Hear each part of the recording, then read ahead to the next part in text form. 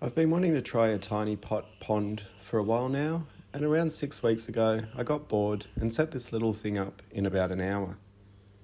It's doing really well so far, so I thought I'd share with you how it was set up, how it's supposed to work, and introduce you to the little shrimp that call it home.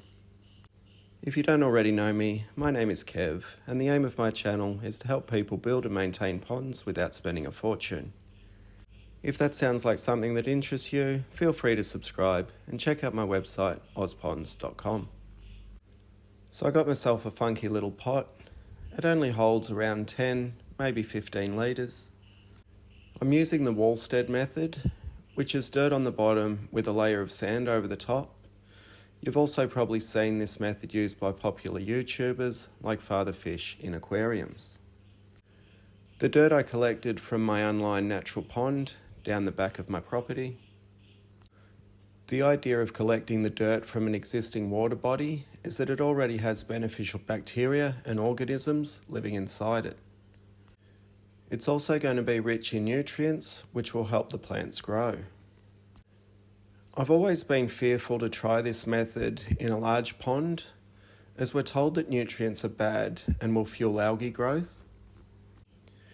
As with any new experiment, I like to start small, and then if I'm happy I can go bigger later on.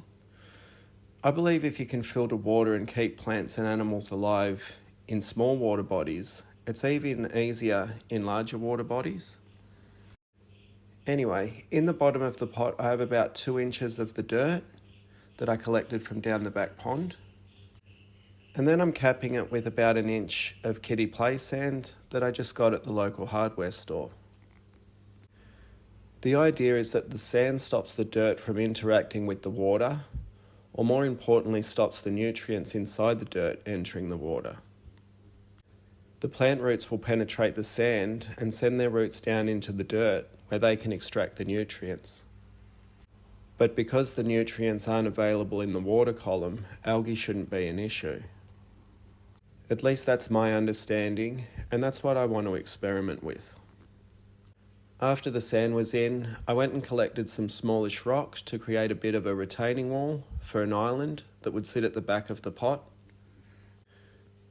I didn't overthink it. I'm not an aquascaper. I just threw the rocks in and added some more sand inside the island. This will give me a tiny beach area where I can grow some terrestrial plants.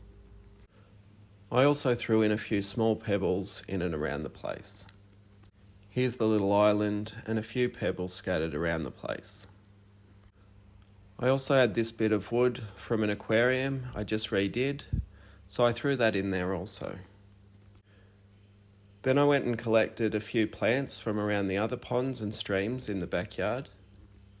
I got some red-stemmed milfoil, some bacopa monnieri, some baby tears, and this floater that I think is frogbit, but I'm not 100% sure. The milfoil I used around the rocks in the island, the baby tears I placed on the margins of the island, and the piece of wood. The bacopa is planted into the cap layer of sand on the bottom. These were all planted before the water went in. Then I got some pond water and filled it up.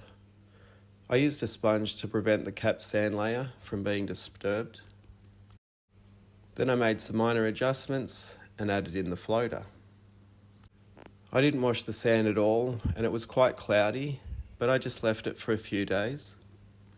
After about a week, the water was clear and I could see that the plants were already growing, so I decided I'd add some shrimp. I have a few different buckets and tubs that I keep shrimp in.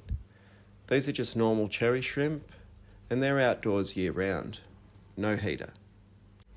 Anyway, I ran the net through and scooped up about 5 and thought that'll do. I added them into their new home. They seemed happy enough. Like I said at the start, it was about 6 weeks ago that I made this little pond or aquarium, whatever you want to call it. Every day I see a few of the shrimp, so all seems well in there. The pot does sit under the veranda and it's mostly in the shade. The sun hits it for about an hour or 2 at this time of year. The plants are growing, but so far there's no algae issue. I'll do an update sometime in my summer, which is in a few months, to see if everything's still all hunky-dory. I'm pretty keen to try this method on the large pot I have in my solar-only setup.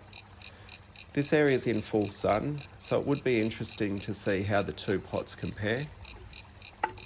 At the moment it's just sitting there, full of rainwater, and it's gone feral.